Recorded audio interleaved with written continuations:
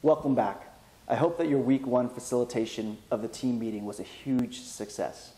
And if it wasn't, I want you to know that you get to go again, and then gradually and suddenly it will get there. Now, for this week's facilitation guidelines, I want you to continue to interrupt the we conversations, the ramblers, and I want you to continue to invite participation. This week, we add open-ended questions to your facilitation toolbox. Open-ended questions are ones that don't end in a yes or no response. Now, when you ask these questions, I also want you to work on being curious in a way that opens up the conversation. And this will happen when there isn't a right or wrong answer. People will be much more willing to share. For example, if you watched a video or someone shares a conversation, you could ask to the group, what was John's victim context? Now, when you ask it that way, obviously there is a victim context for John. Or you could ask, hey, does anyone know or can anyone think of some of the victim context that John just shared? And that's going to open up the conversation because people are going to feel like they can just contribute to a host of different answers that are possible.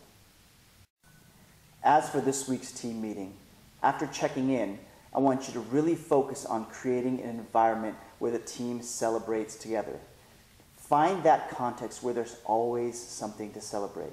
As you celebrate each other's results, there's excitement and there's joy, and there creates an attitude in me where I want to go after more results.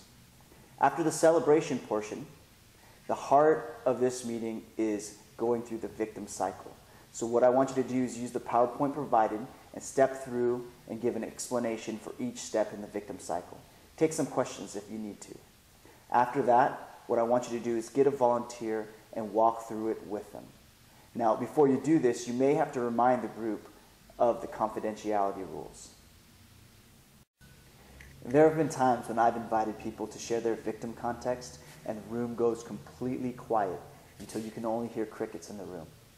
This is the time when you can practice let silence do the heavy lifting, you can invite participation, and you can also be ready with an example of your own. After the time of sharing, you can finish by letting wingmen and wingwomen get together to go through their victim cycle. This will give those who haven't shared an opportunity to go through the cycle and share it together. Again, as you finish, remember to thank everyone for coming and encourage them to participate in the upcoming week. I hope that you found this video resourceful, and I want to encourage you to keep practicing your facilitation guidelines. You will grow as you practice. See you next week.